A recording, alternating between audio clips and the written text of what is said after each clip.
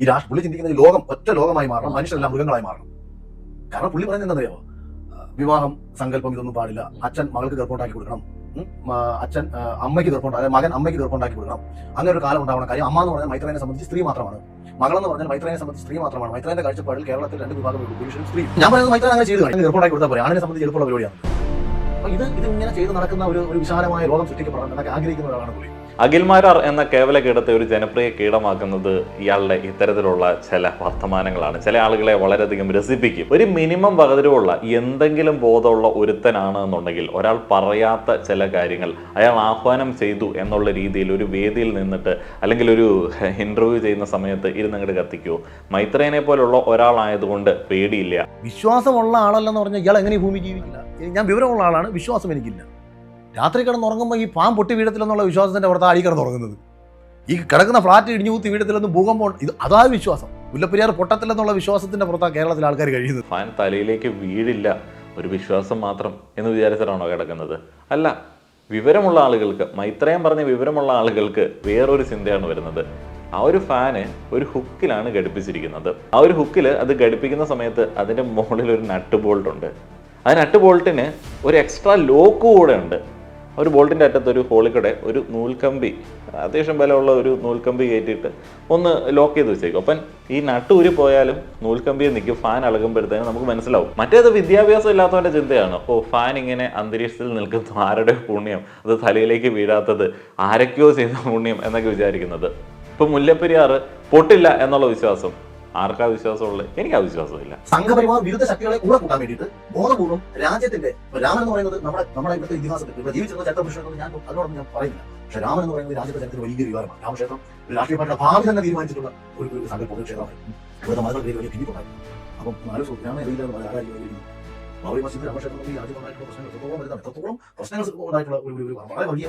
ഈ ദളിതുകൾക്ക് രാമനെ പിടിക്കാനായിട്ടുള്ള അല്ലെങ്കിൽ ഇഷ്ടപ്പെടാനായിട്ടുള്ള ഒരു സംഗതികളും ഈ വാൽമീകി എഴുതിയ രാമായണത്തിൽ ഉണ്ടായിരുന്നില്ല. അതിൻ്റെ കണ്ടിന്യൂഷനായിട്ടുള്ള രാമായണം എന്ന് പറയുന്നിടത്തും ഈ രാമൻ്റെ ഭാഗത്തു നിന്നുള്ള ചില ഡിസ്ക്രിമിനേറ്ററി അപ്രോച്ചുകളൊക്കെ കാണാനായിട്ട് സാധിക്കുമെന്ന് അവിടെ ഇവിടെയൊക്കെയായിട്ട് വായിക്കാൻ സാധിച്ചു. രാമനെ അറിയില്ല എന്ന് പറയുന്നത് ഒരു പൊളിറ്റിക്കൽ സ്റ്റേറ്റ്മെന്റ് ആണ്. ബൈബിളിൽ മാത്രമേ വേടനെ ക്യാൻസൽ ചെയ്യണമെന്ന് കൃത്യമായിട്ട് പറഞ്ഞിട്ടുള്ളൂ. അവിടുന്ന് തന്നെ വേടന്റെ ഗണിയിൽ നിന്നും മാരകമായിട്ടുള്ള മഹാമാരിയിൽ നിന്ന് രക്ഷിക്കും. അല്ലാതെ ഇപ്പോൾ ആരെങ്കിലും DNA ടെസ്റ്റ് ചെയ്തിട്ടാണോ പറയുന്നത് ഞങ്ങളുടെ DNA വിദ്യാഭ്യാസം നേടാനായിട്ടുള്ള സംഗതി ഇല്ല എന്നുള്ളത്? പല മഹാരഥന്മാർ ചരിത്ര പുസ്തകങ്ങളിൽ മാത്രം ഓർമ്മിക്കപ്പെടുന്ന സമയത്ത് നമ്മളെപ്പോഴും ഓർക്കുന്ന, നമ്മളെപ്പോഴും കേൾക്കുന്ന ചില പേരുകളൊക്കെ ഉണ്ട്. ശ്രീനാരായണ ഗുരു, BR അംബേദ്കർ, പെരിയാർ EV രാമസ്വാമി, ജ്യോതിറാവു ഫുലെ, സാവിത്രിബായി ഫുലെ, രാജാറാം മോഹൻ റായ്, ഇങ്ങനെയുള്ള ആളുകളുടെ പേരുകൾ നമ്മളെപ്പോഴും കേൾക്കുന്നത് എന്തുകൊണ്ടാണ്? ഇവർ തുടങ്ങി വെച്ച പ്രവർത്തനങ്ങൾ ഇപ്പോഴും തുടരുന്നതുകൊണ്ടാണ്. ഇവരെ പോലെയുള്ള പല ആളുകളും തുടങ്ങി വെച്ച പല പ്രവർത്തനങ്ങളും പാതി വഴിയിൽ അവസാനിപ്പിക്കാനായിട്ട് പറ്റുന്ന സാഹചര്യം ഉണ്ടായി. കാരണം ആ ഒരു പ്രവർത്തനങ്ങളൊക്കെ ബലം കണ്ടു. എന്നാൽ ജാതി വേർതിരിവുകൾക്കെതിരെ, കാസ്റ്റ് ഡിസ്ക്രിമിനേഷനെതിരെ ഉള്ള പ്രവർത്തനങ്ങൾ ഇന്ത്യയിൽ ഈ അടുത്ത കാലത്തൊന്നും അവസാനിപ്പിക്കാൻ പറ്റുന്ന ഒരു സംഗതിയല്ല എന്ന് തെളിയിക്കുന്ന സംഭവങ്ങൾ ദിനം പ്രതി നടക്കുന്നുണ്ട്. രണ്ടാളുകൾ പ്രണയിക്കുമ്പോൾ അവർക്ക് ഒന്നിക്കാനുള്ള തടസ്സമായി വരുന്ന ജാതി, ആ ഒരു ജാതി വേർതിരിവുകളുടെ അടിസ്ഥാനത്തിൽ ഉണ്ടാവുന്ന ദുരഭിമാന കൊലകൾ.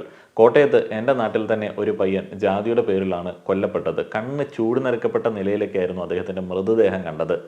ഈ കഴിഞ്ഞ കുറച്ച് ദിവസങ്ങൾക്ക് മുൻപ്, എനിക്ക് തോന്നുന്നു കഴിഞ്ഞ മാസമാണെന്ന് തോന്നുന്നു, ഗവൺമെൻറ് ഓഫീസിൽ നിന്ന് ഒരു ജാതിയിലുള്ള ഒരാൾ വിരമിച്ച സമയത്ത് അവിടെ ശുദ്ധി കലശം നടത്തുന്നു. അതേപോലെ സർവ്വജനങ്ങളുടെയും പ്രതിനിധിയാവാം എന്നുള്ള വാഗ്ദാനമൊക്കെ നൽകി എല്ലാ ആളുകളുടെയും വോട്ട് നേടി വിജയിച്ചതിന് ശേഷം ഒരു ചടങ്ങിൽ വെച്ച് ഒരു ജനപ്രതിനിധി പറയുകയാണ്, എനിക്ക് അടുത്ത ജന്മത്തിൽ ബ്രാഹ്മണനായിട്ട് ജനിക്കാനായിട്ടാണ് ആഗ്രഹം, ഒരു കാസ്റ്റിൽ തന്നെ ജനിക്കണം എന്നുള്ളതാണ് ആഗ്രഹം. ഇത്രയധികം ജാതി പരാമർശിക്കപ്പെടുന്ന, ഇത്രയധികം ജാതി ചർച്ച ചെയ്യപ്പെടുന്ന, ഇത്രയധികം ജാതി ജീവനെടുക്കുന്ന ഒരു നാട്ടിൽ നിന്ന് കഴിഞ്ഞ 1-2 ആഴ്ചയായിട്ട് ചില ആളുകൾ 2025 ഏറ്റവും ലേറ്റസ്റ്റ് ആയിട്ടുള്ള സാമൂഹിക പരിഷ്കർത്താക്കളിൽ ചില ആളുകൾ അവകാശവാദം ഉന്നയിക്കുകയാണ്. ജാതി ചിന്തകൾ കംപ്ലീറ്റ് ആയിട്ട് തുടച്ചു നീക്കപ്പെട്ടു. വേടനെ പോലെയുള്ള ചില കലാകാരന്മാർ ജാതി റിലേറ്റഡ് ആയിട്ടുള്ള പാട്ടുകൾ പാടുന്ന സമയത്താണ് ഞങ്ങൾക്ക് ജാതി ചിന്തകൾ വരുന്നത്. ഈ കാസ്റ്റ് കോൺഷ്യസ്നെസ് എന്ന് പറയുന്ന ഒരു കാര്യം മാറ്റണം. അത് മാറ്റാൻ വേണ്ടി ഇങ്ങനെയുള്ള ആളുകളുടെ പാട്ടുകൾ, അതുപോലുള്ള ആളുകൾ, അങ്ങനെയുള്ളവരെല്ലാം ക്യാൻസൽ ചെയ്യണം. അഖിൽമാരാർ, എക്സ് മുസ്ലിംസിലെ ചില പ്രമുഖർ, അവർക്കൊന്നും ഇപ്പോൾ ജാതി ചിന്തകളില്ല. അവർ ജീവിക്കുന്ന ഇടങ്ങളിൽ ജാതി ഇല്ല. പാർശ്വവൽക്കരിക്കപ്പെടുന്ന ആളുകൾ, അടിച്ചമർത്തപ്പെട്ട ആളുകൾ, ജാതി വേർതിരിവുകൾ എന്നിവയൊക്കെ ഏതെങ്കിലുമൊക്കെ പാട്ടിൻ്റെ വരികളിലേക്ക് വന്നു കഴിഞ്ഞാൽ അങ്ങനെയുള്ള പാട്ടുകൾ പാടുന്ന ആളുകളൊക്കെ സാമ്പത്തിക ലാഭത്തിന് വേണ്ടിയാണ്. ഇന്ന ആളുകളുടെ പേഴ്സണൽ ലൈഫ് കണ്ടില്ലേ, അങ്ങനെയുള്ള ആളുകൾ ആ ഒരു പാട്ടുകൾ പാടി അവർ പണം ഉണ്ടാക്കുന്നു, അങ്ങനെയുള്ള ആളുകളെ പ്രൊമോട്ട് ചെയ്യുന്നത് ചില രാഷ്ട്രീയ നേട്ടങ്ങൾക്ക് വേണ്ടിയാണ്. ഗംഭീരമായിട്ടുള്ള കണ്ടുപിടുത്തങ്ങളൊക്കെയാണ്. 21, 22, 23, 24, 25 തുടക്കത്തിൽ നമ്മൾ ആരും വേടനെ എതിർത്തിട്ടില്ല. വേടന്റെ പാട്ട് അദ്ദേഹം രാഷ്ട്രീയം കളിക്കണമെന്ന് പറഞ്ഞില്ല. വേടൻ പൂർണ്ണമായും ഒരു കലാകാരൻ നിലയിൽ മാത്രമാണ് വേടനെ നമ്മൾ കേരളത്തിൽ അറിയപ്പെട്ടുള്ളത്. അത് അദ്ദേഹത്തിന്റെ വരികളിൽ കുറച്ചും കൂടെ പറഞ്ഞ പാർശ്വവൽക്കരിക്കപ്പെട്ട സമൂഹത്തിന് വേണ്ടി എഴുത്തുകളുണ്ട് എന്ന് മാറ്റി വെച്ചാൽ ഒരു ഭാഗത്ത് പോലും അയാളെന്ന് പറയുന്ന കലാകാരൻ നമുക്ക് നാളെ അങ്ങനെ തോന്നിയിട്ടില്ല. അയാളുടെ കാര്യത്തിൽ പുലിപ്പള്ളി കിടക്കുന്നതുമായി ബന്ധപ്പെട്ട് രണ്ടാമത് ഫോറസ്റ്റ് ഒരു കേസ് എടുത്തപ്പോഴാണ് സമൂഹ മാധ്യമങ്ങളിൽ ചില ചോദ്യങ്ങൾ വരുന്നത്. ദളിതനെ സർക്കാർ പീഡിപ്പിക്കുകയാണോ? സോഷ്യൽ മീഡിയയിലുള്ള ചോദ്യമാണ്. ദളിതർക്കെതിരെയുള്ള ക്രൂരമായ പ്രശ്നങ്ങളാണ് ഇതെന്നും പറഞ്ഞുകൊണ്ട് വേണം എന്ന് പറയുന്ന കലാകാരനെ അംഗീകരിക്കാൻ കഴിയാത്ത സർക്കാരിനെ പറയുന്നത്. ഞാൻ പറയുന്നത് BJP കോൺഗ്രസ് അല്ല, അൾട്ടിമേറ്റ്ലി ഇവിടുത്തെ കമ്മ്യൂണിസ്റ്റ് സർക്കാരിനെതിരെ ഒരു ജനരോഷം സോഷ്യൽ മീഡിയയിൽ വരുന്നു. അപ്പൊ പുറത്തിറങ്ങിയ വേണം നോക്കിയപ്പോൾ തനിക്ക് മുൻപൊന്നും കിട്ടാത്ത വിധം, തന്റെ പരിപാടിക്ക് മുമ്പില്ലാത്ത വിധം ആൾക്കാർ വരുന്നു, മുൻപ് കിട്ടാത്ത വിധം സ്വീകാര്യത കിട്ടുന്നു. കിട്ടിയതിന്റെ കാരണം ഈ ജാതിക്കാരുടെ സോഷ്യൽ മീഡിയ അയാൾക്ക് അനുകൂലമായിട്ട് ഏതോ ഒരു വിഭാഗം ഉപയോഗിച്ചതിന്റെ അടിസ്ഥാനത്തിൽ. ഒന്നാമത്തെ കാര്യം, ഇയാള് ആളുകളെ കുറിച്ചിട്ട് അങ്ങനെ അങ്ങ് വിധി എഴുതി കളയും, അല്ലെങ്കിൽ ഇങ്ങനെ ജഡ്ജ് ചെയ്ത് കളയും. വേടൻ ഇങ്ങനെ പണം ഉണ്ടാക്കാൻ വേണ്ടിയാണ് ദളിത് രാഷ്ട്രീയം പറയുന്നത്, അതൊരു വഴിയായിട്ട് അയാൾ ഉപയോഗിച്ചു, അത് അങ്ങനെ ചെയ്തു. കേട്ട് കഴിഞ്ഞാൽ തോന്നും അയാളുടെ കൂടെ ഇരുന്ന് സ്ട്രാറ്റജി പ്ലാൻ ചെയ്തത് അഖിൽമാരാണ് എന്നുള്ളത്. അതിലേറ്റവും എനിക്ക് കോമഡി ആയിട്ട് തോന്നിയത്, അതിൽ വലിയ വൈരുദ്ധ്യം എനിക്ക് തോന്നിയത്, എക്സ് മുസ്ലിമിലെ ചില പ്രമുഖരുടെ വാക്കുകളൊക്കെ കേട്ട സമയത്താണ്. പൊളിറ്റിക്കൽ ഇസ്ലാം എല്ലാ ആളുകളും പേടിക്കണം. നിങ്ങളെ ഡയറക്റ്റ്ലി അത് അഫക്റ്റ് ചെയ്യുന്നില്ല എങ്കിൽ കൂടെ നമ്മളെപ്പോഴും കരുതിയിരിക്കണം. ഇസ്രയേലിൽ നടക്കുന്നത് കണ്ടില്ലേ, പാലസ്തീനിൽ നടക്കുന്നത് കണ്ടില്ലേ, ഇറാനിൽ നടക്കുന്നത് കണ്ടില്ലേ, അതെല്ലാം നമ്മൾ കേട്ടിങ്ങനെ ജാഗരൂകരായിട്ട് ഇരിക്കണം. മത തീവ്രവാദം എന്ന് പറയുന്നത് വലിയൊരു ത്രെട്ടാണ്. എന്നാൽ പൊളിറ്റിക്കൽ ഹിന്ദുത്വയെ നിങ്ങൾ പേടിക്കണ്ട. പൊളിറ്റിക്കൽ ഹിന്ദുത്വയ്ക്ക് വേദനിക്കുന്ന തരത്തിലേക്കുള്ള വേടന്റെ പാട്ടുകളെയൊക്കെ ക്യാൻസൽ ചെയ്യണം, വേടനെയൊക്കെ നിങ്ങൾ ക്യാൻസൽ ചെയ്യണം. മത തീവ്രവാദം എന്ന് പറയുന്നത് ഏത് മതത്തിലെയും തീവ്ര രാഷ്ട്രീയ ചിന്താഗതിയുള്ള ആളുകൾക്ക് സംഭാവന നൽകാൻ സാധിക്കുന്ന, അവർക്ക് ചെയ്യാൻ പറ്റുന്ന സംഗതിയൊക്കെ തന്നെയാണ്. അപ്പോൾ അതുകൊണ്ട് ഒരു മത തീവ്രവാദത്തിനെ എതിർക്കാൻ വേണ്ടി മറ്റൊരു മത തീവ്രവാദ ആശയത്തിനോട് ചേർന്ന് നിന്ന് അവരുടെ കൂടെ കൈയടിച്ച് പാട്ടുപാടുന്നതിൽ പ്രത്യേകിച്ച് വലിയ സാമൂഹിക പരിഷ്കരണം ഉണ്ട് എന്ന് ഞാൻ വിചാരിക്കുന്നില്ല. ഇറുകിയ പച്ച നിക്കർ സ്വാതന്ത്ര്യം ഹനിക്കുന്നു, അത് ഇറുക്കമാണ്, ഒട്ടും കംഫർട്ടബിൾ അല്ല എന്ന് പറഞ്ഞ് വളരെ വിശാലമായിട്ടുള്ള ഒരു കാവി നിക്കർ വാങ്ങിച്ചിട്ട് എന്നാൽ ഊരി പോകുമോ എന്നുള്ള പേടിയിൽ അത് കഷ്ടപ്പെട്ട് പിടിച്ചുകൊണ്ട് നടക്കുന്നത് പോലെ അങ്ങനെയുള്ള പ്രസ്താവനകൾ കേൾക്കുന്ന സമയത്ത് നമ്മളെപ്പോലുള്ള സാധാരണ ആളുകൾക്ക് തോന്നത്തുള്ളൂ, എന്തിനാണ് ഈ ഏതെങ്കിലും ഒരു പക്ഷത്ത് നിന്ന് വിടുമ്പോൾ മറ്റൊരു പക്ഷത്തേക്ക് ശക്തമായിട്ട് ഇങ്ങനെ പിടിച്ചു നിൽക്കാനായിട്ട് ശ്രമിക്കുന്നത്? അതിൻ്റെ ആവശ്യമൊന്നുമില്ല. ഇനിയിപ്പോൾ വേടനെ ക്യാൻസൽ ചെയ്യേണ്ട ആളുകളൊക്കെ സംഘികളായിട്ടുള്ള ആളുകളുണ്ട് എന്നുണ്ടെങ്കിൽ ക്രിസ്സംഘികളുടെ പക്ഷത്ത് നിൽക്കുക. കാരണം അവർക്കാണ് എന്നുണ്ടെങ്കിൽ ബൈബിളിൽ 91 സങ്കീർത്തനമുണ്ട്. ബൈബിളിൽ മാത്രമേ വേടനെ ക്യാൻസൽ ചെയ്യണമെന്ന് കൃത്യമായിട്ട് പറഞ്ഞിട്ടുള്ളൂ. അത്യുന്നതന്റെ സംരക്ഷണത്തിൽ വസിക്കുന്നവനും സർവ്വശക്തന്റെ തണലിൽ കഴിയുന്നവനും കർത്താവിനോട് എൻ്റെ സങ്കേതവും എൻ്റെ കോട്ടയും ഞാൻ ആശ്രയിക്കുന്ന എൻ്റെ ദൈവം എന്ന് പറയും. അവിടുന്ന് തന്നെ വേടന്റെ ഗണിയിൽ നിന്നും മാരകമായിട്ടുള്ള മഹാമാരിയിൽ നിന്ന് രക്ഷിക്കും. 2025 മഹാമാരിയുടെ സമയത്ത്, ഈ മൺസൂൺ സമയത്ത്, വേടൻ ഇഷ്യൂക്ക് ഇത്രയധികം കത്തി നിൽക്കുന്ന സമയത്ത് ഇത്രയധികം പ്രസക്തമായിട്ടുള്ള ഒരു ദൈവവചനം ഉണ്ടായിട്ടും പല ആളുകൾ എന്തുകൊണ്ടാണ് അത് ചൊല്ലി പ്രാർത്ഥിക്കാതെ ഈ ജാതിയില്ല, അതേപോലെ തന്നെ ജാതി വേർതിരിവുകൾ വേടൻ ഓർമ്മിപ്പിക്കുന്നു, ഞങ്ങൾക്കൊന്നും ജാതി എന്താണെന്നേ അറിയില്ല എന്നൊക്കെ പറഞ്ഞ് വെറുതെ ഒരാളെ ക്യാൻസൽ ചെയ്യാൻ വേണ്ടി നടക്കുന്നത് എന്നുള്ളത് എനിക്കറിയില്ല. ഇനിയിപ്പോൾ ഏറ്റവും വലിയ കോമഡി ആയിട്ട് എനിക്ക് തോന്നിയത് അഖിൽമാരാറുടെ ഒരു ഇൻ്റർവ്യൂ ആണ്. ആ ഒരു ഇൻ്റർവ്യൂ ചെയ്ത വ്യക്തി, രോഹൻ എന്ന പേരുള്ള ഒരു വ്യക്തി, ജിഞ്ചർ മീഡിയ എന്ന ചാനലിൽ ഇൻ്റർവ്യൂ ചെയ്ത വ്യക്തി എന്ത് ക്ലിയർ ആയിട്ടാണ് ചില ചോദ്യങ്ങൾ ചോദിക്കുന്നത്. വളരെ വ്യക്തമായിട്ടുള്ള ചോദ്യങ്ങൾ. ആ ഒരു ചോദ്യങ്ങൾ കേൾക്കുന്ന സമയത്ത്, അയാളുടെ പതരെയുള്ള ഉത്തരങ്ങൾ കേൾക്കുന്ന സമയത്ത് മിനിമം കോമൺ സെൻസ് ഉള്ള ഒരാൾക്കറിയാം ഇതുപോലെയുള്ള ജാതിയില്ലാ വാദങ്ങളൊക്കെ ഉന്നയിക്കുന്ന ആളുടെ ഉള്ളിലുള്ള ചില ചിന്തകളൊക്കെ. ജാതി ചിന്തകളില്ല, വേടൻ ഞങ്ങളെ ജാതിയൊക്കെ ഓർമ്മിപ്പിക്കുന്നു എന്ന് പറയുന്ന അയാൾ ഇപ്പോഴും ഈ വേടനെ പോലുള്ള ആളുകൾ പാടേണ്ട പാട്ടിന്റെ കാറ്റഗറിയിൽ പെടുത്തിയിരിക്കുന്നത് പഴയ കലാഭവൻ മണി പാടിയ ഉമ്പായി കൊച്ചാണ്ട് പാണൻ കത്തണമ്മ വാഴയില പൊട്ടിച്ച് പാപ്പുണ്ടാക്കണമ്മ എന്ന് പറയുന്ന തരത്തിലേക്കുള്ള പാട്ടുകളാണ്. വയറ്റത്തടിച്ച് ബുദ്ധിമുട്ടുകൾ ദയനീയമായിട്ട് പാടുന്ന ആ ഒരു പാട്ടുകൾ, അതും തുച്ഛമായിട്ടുള്ള പ്രതിഫലത്തിൽ പാടുകയാണെന്നുണ്ടെങ്കിൽ ഞങ്ങൾ അംഗീകരിക്കാം എന്നുള്ള ഒരു ആറ്റിറ്റ്യൂഡ്. ഇത് ഏത് മനോഭാവത്തിൽപ്പെടുന്ന ഒരു ആറ്റിറ്റ്യൂഡാണ്? പ്രമുഖ മാധ്യമപ്രവർത്തകന്റെ ഒരു ചിന്തയെക്കുറിച്ചിട്ട് നമ്മൾ കഴിഞ്ഞ ദിവസം വ്യക്തമായിട്ട് അനലൈസ് ചെയ്തിരുന്നു. അദ്ദേഹത്തിനും 15 ലക്ഷമാണ് പ്രശ്നം, അഖിൽമാരാർക്കും 15 ലക്ഷമാണ് പ്രശ്നം. വേടൻ 15 ലക്ഷം രൂപ വാങ്ങുന്നു. അഖിൽമാരാറുടെ ഇനോഗ്രേഷന്റെ നാടമുറിക്കലിന്റെ ചാർജ് 5 ലക്ഷമാണെന്ന് അഭിമാനത്തോടെ അദ്ദേഹം വെളിപ്പെടുത്തിയ സമയത്ത് ആർക്കും ഒരു പ്രശ്നം ഉണ്ടായിരുന്നില്ല. 5ാമത് കേസിൽ പിടിക്കപ്പെട്ട് പുറത്തിറങ്ങി കഴിഞ്ഞതിന് ശേഷം റേറ്റ് കൂട്ടുന്നു എന്ന് പറയുന്നതിന്റെ കാരണം എന്താ? രോഹൻ പറ. ആ ആൾക്കൂട്ടം പാർട്ടിയിലൂടെ ആൾക്കൂട്ടമാണോ, കേസിലൂടെ ആൾക്കൂട്ടമാണോ? ഒരു പാവപ്പെട്ടവൻ അല്ലെങ്കിൽ ഒരു സാധാരണക്കാരൻ അല്ലെങ്കിൽ എന്തെങ്കിലും ആയിക്കോട്ടെ 10 പേർക്ക് ജോലി കൊടുക്കാനായിട്ട് താല്പര്യമുള്ള ഒരാൾ ഒരു സംരംഭം തുടങ്ങുന്ന സമയത്ത് അതിന് നാട മുറിക്കാൻ 5 ലക്ഷം രൂപ വാങ്ങിച്ചു എന്ന് പറഞ്ഞ് അതിവൈകാരികമായിട്ട് അദ്ദേഹത്തിനെതിരെ ആളുകൾക്ക് പ്രതികരിക്കായിരുന്നു. പക്ഷെ ആരും പ്രതികരിച്ചില്ല. കാരണം എന്താണ്? അദ്ദേഹത്തിനിട്ട ചാർജാണത്. അതിനെ നമുക്ക് അംഗീകരിക്കാനായിട്ട് പറ്റും. എന്നാൽ വേടൻ ആ ഒരു രാഷ്ട്രീയം പറഞ്ഞ് ആ ഒരു പാട്ട് പാടി പേയ്മെന്റ് വാങ്ങുന്നത് ശരിയല്ല. കലാഭവൻ മണി പാടിയ പാട്ടുകൾ കേട്ടിട്ടില്ലേ? അല്ലെങ്കിൽ അങ്ങനെയുള്ള പാട്ടുകളൊക്കെ പാടിയിട്ട് ഏതെങ്കിലും മൂലക്കിരുന്നാൽ പോരെ? എന്തിനാണ് നീ രാഷ്ട്രീയം പറയുന്നത്? എന്തിനാണ് ഞങ്ങളുടെ മര്യാദ രാമനെ കുറിച്ചിട്ട് പറയുന്നത്? അതൊക്കെ ഞങ്ങളുടെ വിശ്വാസങ്ങളല്ലേ? ഇങ്ങനെയുള്ള കുറേയധികം ചോദ്യങ്ങളും ഇങ്ങനെയുള്ള കുറേയധികം ക്യാൻസൽ ക്യാമ്പയിനുകളൊക്കെ കണ്ടിട്ട് വീണ്ടും ഒരു സൈഡിൽ നിന്നിട്ട് മറ്റേ പച്ച നിക്കർ ഒരു കാവിയിട്ട ആൾക്കാർ പറയാണ് ജാതിയില്ല, ജാതിയില്ല. എല്ലാ മേഖലയിലും വേർതിരിവുകളില്ലേ? മുതലാളി തൊഴിലാളി തൊട്ട് ഈ വേർതിരിവുകളുണ്ട്, ഗുണത്തിന്റെ അടിസ്ഥാനത്തിലും ഈ വേർതിരിവുകളുണ്ട്. മൃഗങ്ങളുടെ കാര്യങ്ങൾ നിങ്ങൾ എടുത്തു, ഈ നമ്മൾ എല്ലാത്തിലും കയറി തുല്യത പറഞ്ഞുകൊണ്ട് നടക്കും. അതാണ് നമ്മുടെ ഏറ്റവും വലിയ വിഡിത്തരം. ഇത് പറയാത്തതും ബോധമുള്ളതും ഇക്കാര്യത്തിൽ മൃഗങ്ങൾക്കാണ്. മൃഗങ്ങൾ തുല്യത പറയാറില്ല. പോത്ത് പോയി 4 കാലമുള്ളതെന്ന് പറയും സിംഹത്തിനോട് പറയത്തില്ല, നമ്മൾ അത് പറയത്തില്ല. മനുഷ്യർക്കിടയിലും ഈ പ്രശ്നമുണ്ട്. നമ്മൾ 2 കാലം ഇരുകാലികളാണെന്ന് നമ്മൾ പറയുമ്പോഴും നമ്മൾ ആരും തുല്യരല്ല. ഇവിടെ ആണും പെണ്ണും തുല്യരാണെന്ന് പറഞ്ഞു നടക്കും. നിയമത്തിന്റെ മുന്നിൽ പോലും ഇവരാരും തുല്യരല്ല. ഇപ്പൊ സർക്കാർ തന്നെയാണ് സൃഷ്ടിച്ചു വെച്ചേക്കുന്നത് മുന്നോക്ക ജാതി പിന്നോക്ക ജാതി. അതിന് ഒരു മന്ത്രിയെ സൃഷ്ടിക്കുന്നു. സർക്കാർ പോലും ഈ മനുഷ്യരെ വേർതിരിച്ചാണ് കാണുന്നത്. അതിന് വേണ്ടിയിട്ട് വളരുക എന്നാണ് നമ്മൾ പറയുന്നത്. അല്ലാതെ ഞാൻ ദളിതനാണ്, നീ നായരാണ്, നീ മറ്റവനാണ്, ആണെങ്കിൽ എനിക്കൊരു കോപ്പുമില്ല എന്നൊന്നും പറഞ്ഞ് പാടിക്കൊണ്ട് നടക്കുകയല്ല വേണ്ടത്. താഴെ തട്ടിലുള്ള ഓരോരുത്തരെയും ഉയർത്തിക്കൊണ്ടുവരാൻ വേണ്ടി നമ്മൾ പരിശ്രമിക്കണം. 2000 രോഹിത് വേമൂല എന്ന് പറയുന്ന ദളിത് ചെറുപ്പക്കാരനെ കോളേജിൽ വെച്ചിട്ട് കൊല ചെയ്തു, ആത്മഹത്യ ചെയ്തു. പക്ഷേ കൊലപാതകമാണെന്ന് നമുക്ക് പറയാം. വേറെ സംസാരിച്ചിട്ടുണ്ടോ എനിക്കറിയത്തില്ല കേട്ടോ. അറിയാമെങ്കിൽ അറിയാമെന്ന് പറയണം, ഇല്ലെങ്കിൽ എനിക്ക് നമുക്ക് രണ്ടുപേർക്ക് അറിയത്തില്ല. മധുമായി ബന്ധപ്പെട്ട് കേരളത്തിൽ കഴിഞ്ഞ 6-8 വർഷത്തിനിടയിൽ ഏതാണ്ട് 135ഓളം ആദിവാസി കുട്ടികൾ ഭക്ഷണം കിട്ടാത്തതിന്റെ പേരിൽ, ഈ പോഷകാഹാരക്കുറവിന്റെ പേരിൽ അട്ടപ്പാടിയിൽ മരിച്ചിട്ടുണ്ട്. ദളിതർക്ക് വേണ്ടി വാദിക്കുന്ന, ദളിതർക്ക് വേണ്ടി ശബ്ദം വേറെ എന്ത് ചെയ്യണമെന്നല്ല ഞാൻ പറഞ്ഞത്. ഇത്രയൊക്കെ കാര്യങ്ങൾ അറിയാം, എന്നാലും ഇയാളെ പോലുള്ള ആളുകൾ പറയുകയാണ് ജാതി വളർച്ചയ്ക്ക് ഒരു തടസ്സമല്ല.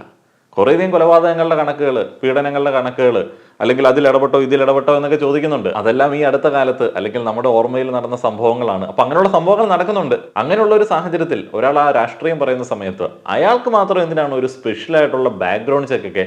അയാൾ മുന്നേ ആ ഒരു കാര്യത്തിൽ ഇടപെട്ടിട്ടുണ്ടോ? അയാൾ പിന്നീട് ഈ ഒരു കാര്യത്തിൽ ഇടപെട്ടിട്ടുണ്ടോ? അയാൾ അങ്ങനെ ചെയ്തിട്ടുണ്ടല്ലോ, പക്ഷെ അയാൾ പറയുന്ന കാര്യത്തെക്കുറിച്ച് ചിന്തിച്ചാൽ പോരെ. ഇപ്പം ഇയാൾക്ക് ഏറ്റവും കൂടുതൽ ഇഷ്ടമുള്ള, ആരാധനയുള്ള, അല്ലെങ്കിൽ കാണുമ്പോൾ ഒലിച്ചിറങ്ങുന്ന, അടുത്ത ജന്മത്തിൽ ബ്രാഹ്മണനായിട്ട് ജനിക്കണമെന്നൊക്കെ ആഗ്രഹമുള്ള രാജാക്കന്മാരൊക്കെ കാണുമ്പോഴത്തേന് അവർ ജനപ്രാതിനിധ്യം എന്ന് പറയുന്ന കാര്യത്തിലേക്ക് വരുന്ന സമയത്ത് അവരുടെ ബാക്ക്ഗ്രൗണ്ട് സ്റ്റഡി ഇങ്ങനെ നടത്താറുണ്ടോ? അവർ ആ ഒരു കാര്യത്തിൽ ഇടപെട്ടിട്ടുണ്ടോ? ഇന്ന ബ്രാഹ്മണന്മാരുടെ കേസിൽ ഇടപെട്ടിട്ടുണ്ടോ? അല്ലെങ്കിൽ ഇങ്ങനെ ഇടപെട്ടിട്ടുണ്ടോ എന്ന് ചോദിക്കാറുണ്ടോ? ഇല്ല. ഇവിടെയൊക്കെയാണ് ഈ പറയുന്ന ഒരു മനോഭാവം പുറത്തേക്ക് വരുന്നത്. അതുകൊണ്ട് എനിക്ക് വേണം ഞാൻ ആദ്യം ശ്രദ്ധിക്കുന്നത് റേപ്പ് അലിഗേഷനായിട്ട് ബന്ധപ്പെടാം. 2023 ഒരു ഫേസ്ബുക്കിൽ പോസ്റ്റ് വരും. ആ പെൺകുട്ടി കോടതിയിൽ പരാതി കൊടുക്കാത്തത് കൊണ്ട് നമ്മളാരും അതിന് കേസിന്റെ കാര്യങ്ങളെ കുറിച്ച് അന്വേഷിച്ചില്ല. പക്ഷേ ഇദ്ദേഹം മാപ്പ് പറഞ്ഞിട്ടുണ്ടായിരുന്നു. പിന്നെ 2022 കഞ്ചാവ് കേസുമായി പിടിക്കപ്പെട്ടു. രണ്ടാമത് വീണ്ടും കഞ്ചാവ് കേസുമായി പിടിക്കപ്പെട്ടു. അപ്പൊ ഈ ഒരു പരിധി മൊത്തം എടുത്ത് നോക്കും. ആരെങ്കിലും കേരളത്തിൽ ഇദ്ദേഹത്തിന്റെ വളർച്ചയെ തടസ്സം ചെയ്തിട്ടുണ്ടോ? ഞാൻ പറഞ്ഞത് 2014 ചെറിയ രീതിയിൽ തുടങ്ങി താഴെ തട്ടിൽ നിന്ന് വളർന്നു വന്നു. പതിയെ അതിന്റെ കഴിവുണ്ട്. അദ്ദേഹത്തിന്റെ ഭയങ്കര ഓവറുള്ള ഒരു പാട്ടുകാരനാണ്. ഭയങ്കരമായ രീതിയിൽ ഓഡിയൻസിനെ ആകർഷിക്കാൻ ശേഷിയുള്ള വാക്കുകളിൽ വരികളിലും അഗ്നി വളർത്താൻ ശേഷിയുള്ള ഒരു പാട്ടുകാരൻ തന്നെ ഒരു സംശയം വേണ്ട. അതുകൊണ്ട് തന്നെ അയാൾക്ക് ഒരുപാട് ആകർഷമായിരുന്നു. അയാളുടെ വളർച്ചയ്ക്കുള്ള ജാതി തടസ്സമായിരുന്നു. ഇപ്പോഴും വേറെ ജാതി എന്താണെന്ന് അറിയില്ലല്ലോ. നമ്മൾ ഏത് സാഹചര്യത്തിലാണ്, എന്തുകൊണ്ടാണ് 2024 നമ്മൾ വേറെ കുറിച്ചൊന്നും പറയാനില്ല. വേറെ റേപ്പ് കേസിൽ പെട്ടപ്പോൾ പറഞ്ഞിട്ടില്ല. ദിലീപ് എന്ന് പറയുന്ന മനുഷ്യൻ 2017 ഒരു ക്രിമിനൽ പറയുകയാണ്. ഇന്നാണ് പറഞ്ഞിട്ടാണ് ഞാൻ ചെയ്തത്. കേരള സമൂഹം ദിലീപിനെ തള്ളിപ്പാൻ വേണം ഇത് ചെയ്യുമ്പോൾ അതിനെ ന്യായീകരിക്കുന്ന ഒരു വിഭാഗം ഇപ്പുറത്തുണ്ട്. മാപ്പ് പറഞ്ഞില്ല എന്ന് ചോദിച്ചായിരുന്നു നായിക. 2021, 22, 23, 24, 25 തുടക്കത്തിലോ നമ്മൾ ആരും വേറെ എതിർത്തിട്ടില്ല. വേറെ പാട്ട് അദ്ദേഹം രാഷ്ട്രീയം കളിക്കണം നമ്മൾ പറഞ്ഞില്ല. വേറെ പറഞ്ഞില്ല. വേണം പൂർണ്ണമായും ഒരു കലാകാരൻ നിലയിൽ മാത്രമാണ് വേണേ നമ്മൾ കേരളത്തിൽ അറിയപ്പെട്ടുള്ളത്. അഖിൽ മാരാർ ഈ ഒരു ഇന്റർവ്യൂവിൽ വേടനെ കുറിച്ച് പറഞ്ഞു തുടങ്ങുന്നത് തന്നെ വേടൻ ചെയ്ത ചില ഒഫൻസുകളുടെ അടിസ്ഥാനത്തിലാണ്.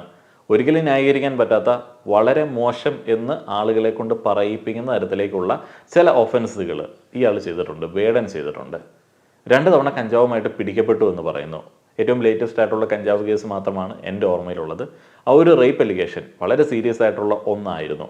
അതിൽ ഏറ്റവും വേസ്റ്റ് ആയിട്ട് എനിക്ക് തോന്നിയത് അന്ന് ആ ഒരു അലിഗേഷൻ ഉന്നയിച്ച ആ ഒരു പോസ്റ്റിന് താഴെ അതിനിരയാക്കപ്പെട്ടു എന്ന് പറയപ്പെടുന്ന ആൾക്കെതിരെ വളരെ മോശമായിട്ടുള്ള അധിക്ഷേപ കമൻറ്റുകൾ ഉണ്ടായിരുന്നു.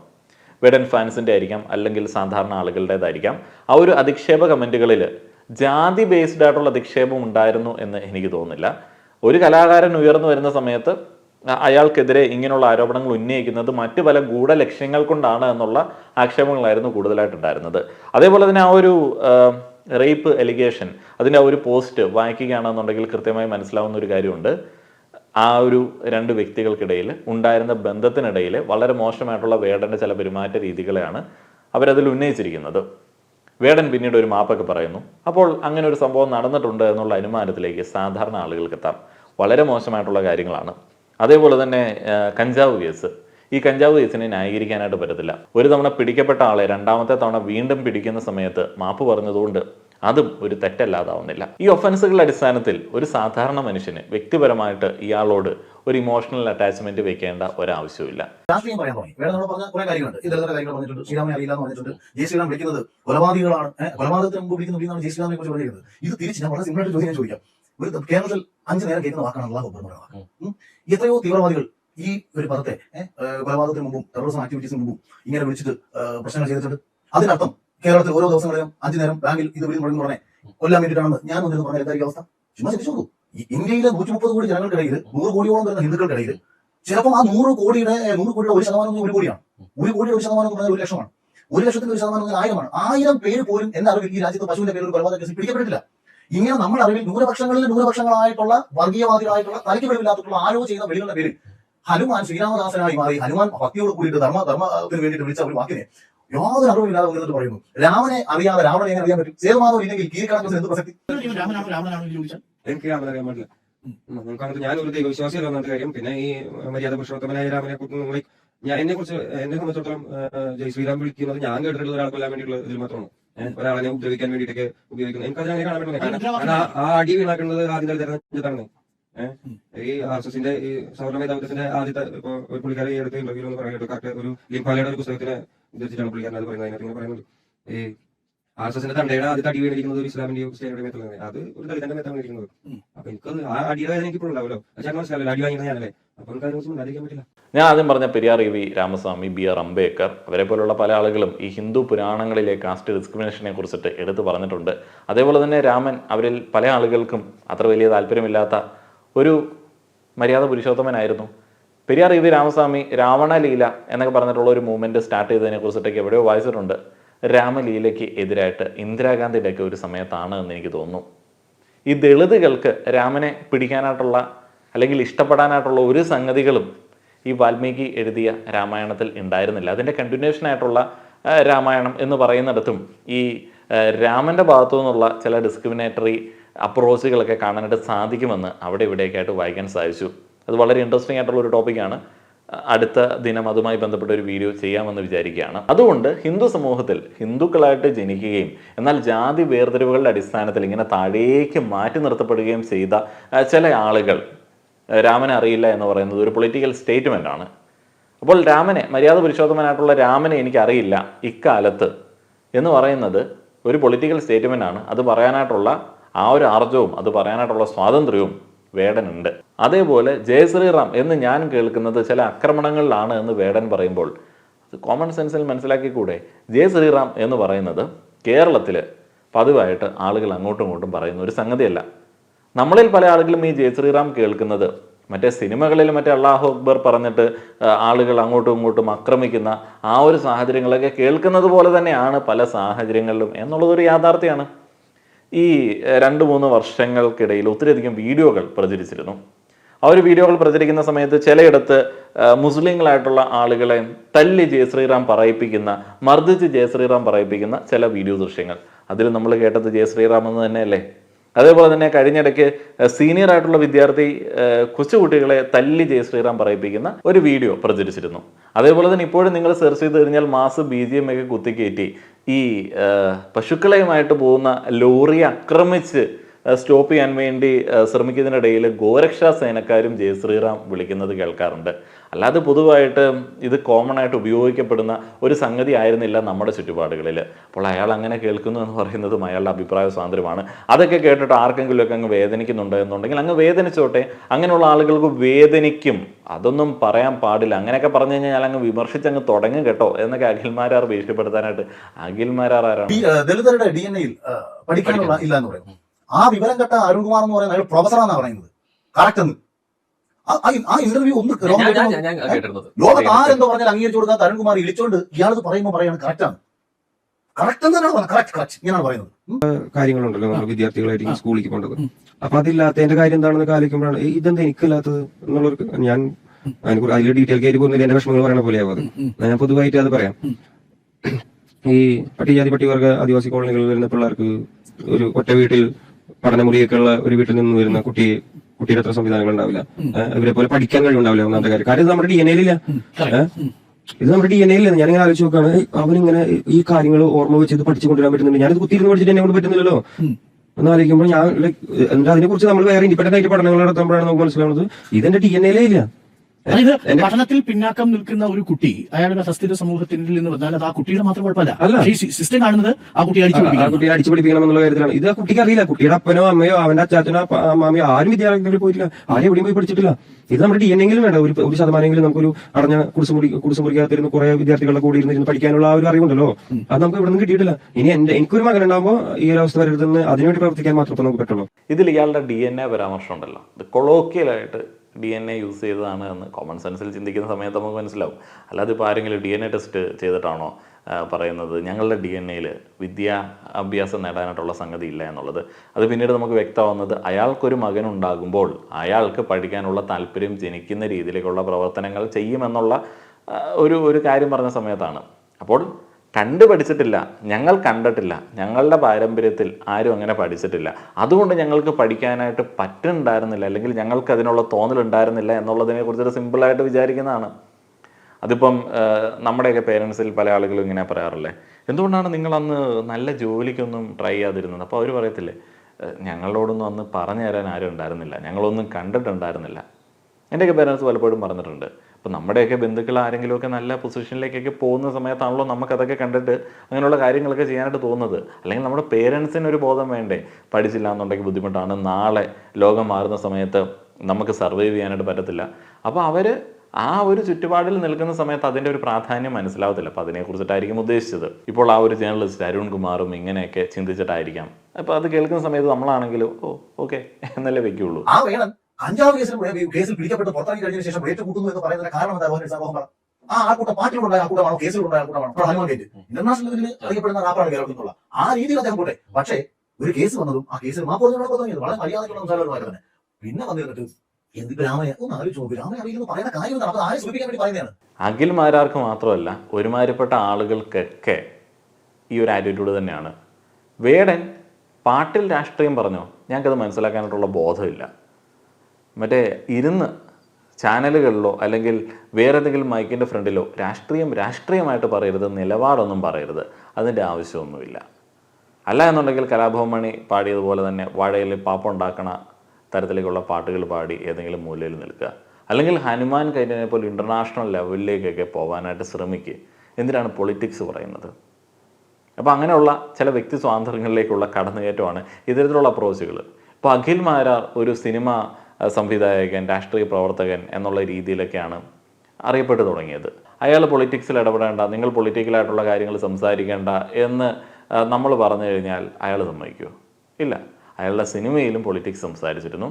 ആ ഒരു സിനിമയിലെ നിലപാടിനെ കുറിച്ചിട്ടും അന്ന് ഒരു വീഡിയോ ചെയ്തിട്ടുണ്ട്. ഒരു പൊളിറ്റിക്കൽ അവിയൽ പടമാണ്. ലോകം ഒറ്റ ലോകമായി മാറണം, മനുഷ്യരെല്ലാം മൃഗങ്ങളായി മാറണം. കാരണം പുള്ളി പറയുന്നത് എന്താ? വിവാഹം സങ്കല്പം ഇതൊന്നും പാടില്ല, അച്ഛൻ മകൾക്ക് ഗർഭമുണ്ടാക്കി കൊടുക്കണം, അച്ഛൻ അമ്മയ്ക്ക് ഗർഭം, അതായത് മകൻ അമ്മയ്ക്ക് ഗർഭമുണ്ടാക്കി കൊടുക്കണം. അങ്ങനെ ഒരു കാലം ഉണ്ടാവണം. കാര്യം അമ്മ എന്ന് പറഞ്ഞാൽ മൈത്രേനെ സംബന്ധിച്ച് സ്ത്രീ മാത്രമാണ്, മകളെന്ന് പറഞ്ഞാൽ മൈത്രേനെ സംബന്ധിച്ച് സ്ത്രീ മാത്രമാണ്. മൈത്രേന്റെ കാഴ്ചപ്പാടിൽ കേരളത്തിൽ 2 വിഭാഗമേ ഉള്ളൂ, പുരുഷനും സ്ത്രീയും. ബാക്കിയെല്ലാം നമ്മൾ ഉണ്ടാക്കിയത്, കുടുംബം നമ്മൾ ഉണ്ടാക്കിയത്. ആരും പറഞ്ഞ് ഉണ്ടാക്കാൻ പട്ടിക്കും പൂജയ്ക്ക് ഉണ്ടോ കുടുംബം? പട്ടിയും പൂജയും ആളും ഒക്കെ തന്നെ പിള്ളേരെ ഉണ്ടാക്കിയിട്ട് അതേ അവരുമായിട്ട് ലഭിച്ച് അത് വീണ്ടും കുട്ടികൾ ഉണ്ടാക്കണം. അവർക്ക് അറിയില്ല, വിവേചന ശേഷിയില്ല. അതുകൊണ്ട് തന്നെ അമ്മ ഏതാ അച്ഛൻ ഏതാന്ന് പറഞ്ഞ മാനസിക ബോണ്ടിങ് പലപ്പോഴും മൃഗങ്ങൾക്ക് നമ്മൾ കാണാമെങ്കിലും, വൈകാരികമായിട്ടുള്ള സ്നേഹം കാണാമെങ്കിലും ഇത്തരം തിരിച്ചറിവില്ല. അപ്പോൾ മൈത്രേൻ പറയുന്നത്, ഞാൻ പറയുന്നത് മൈത്രേൻ അങ്ങനെ ചെയ്ത് കാണിക്കണം.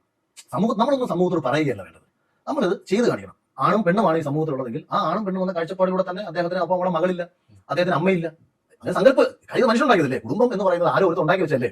എനിക്ക് വഴിനീളം നടന്നെങ്കിൽ ഗർഭമുണ്ടാക്കി കൊടുത്താൽ പോലെ. ആണിനെ സംബന്ധിച്ച് എളുപ്പമുള്ള പരിപാടിയാണല്ലോ. അപ്പൊ ഇതിങ്ങനെ ചെയ്ത് നടക്കുന്ന ഒരു വിശാലമായ ലോകം സൃഷ്ടിക്കപ്പെടണം എന്നൊക്കെ ആഗ്രഹിക്കുന്ന ഒരാളാണ് പുള്ളി.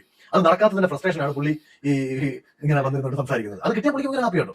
അഖിൽമാരാർ എന്ന കേവല കീടത്തെ ഒരു ജനപ്രിയ കീടമാക്കുന്നത് ഇയാളുടെ ഇത്തരത്തിലുള്ള ചില വർത്തമാനങ്ങളാണ്. ചില ആളുകളെ വളരെയധികം രസിപ്പിക്കും. ഒന്നാമത്തെ കാര്യം, ഇയാൾ ആളുകളെ കുറിച്ചിട്ട് അങ്ങനെ അങ്ങ് വിധി എഴുതി കളയും, അല്ലെങ്കിൽ ഇങ്ങനെ ജഡ്ജ് ചെയ്ത് കളയും. വേടൻ ഇങ്ങനെ പണം ഉണ്ടാക്കാൻ വേണ്ടിയാണ് ദളിത് രാഷ്ട്രീയം പറയുന്നത്, അതൊരു വഴിയായിട്ട് അയാൾ ഉപയോഗിച്ചു, അത് അങ്ങനെ ചെയ്തു. കേട്ട് കഴിഞ്ഞാൽ തോന്നും അയാളുടെ കൂടെ ഇരുന്ന് സ്ട്രാറ്റജി പ്ലാൻ ചെയ്തത് അഖിൽമാരാറാണ് എന്നുള്ളത്. മൈത്രേൻ അങ്ങനെയാണ് വിചാരിച്ചത്. മൈത്രേൻ അമ്മയും പെങ്ങളെയും കാണുന്നത് അങ്ങനെയാണ്, ആഹ്വാനം ചെയ്തു. മൈത്രേൻ അങ്ങനെ പറയുന്നു, ഇങ്ങനെ പറയുന്നു, അമ്മയോട് അങ്ങനെ ചെയ്യണം, പെങ്ങളോട് ഇങ്ങനെ ചെയ്യണം. അങ്ങനെയുള്ള ആഹ്വാനം മൈത്രേയൻ എവിടെയാണ് നടത്തിയത്?